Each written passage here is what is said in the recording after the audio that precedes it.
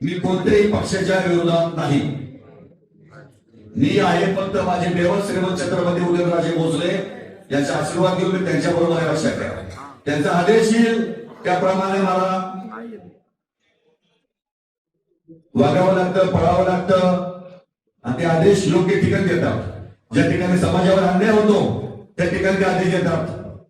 आता मी माझ्या पत्रकार माध्यमाच्या माध्यमातून, माझ्या शाखा प्रमुखांच्या माध्यमातून, माझ्या पदाधिकाऱ्यांच्या माध्यमातून एक घोषणा करतोय.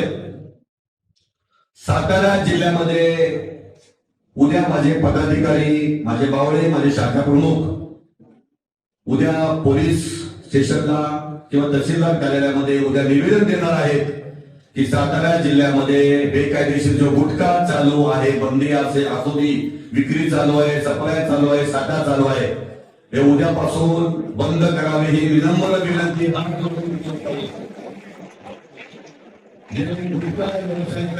त्यांना मी हात जोडून विनंती करतो, उद्यापासून गुटखा विक्री बंद करा.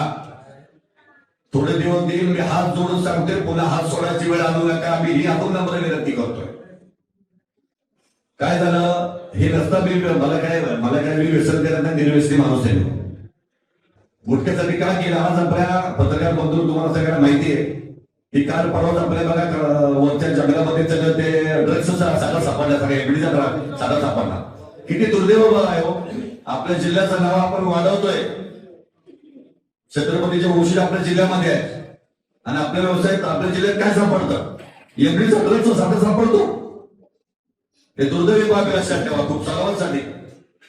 आता बाकी पोलीस प्रशासन त्याच्या पद्धतीने काम चालू आहे, ते करतील असे पूर्ण त्यांच्याकडून आशा आहे.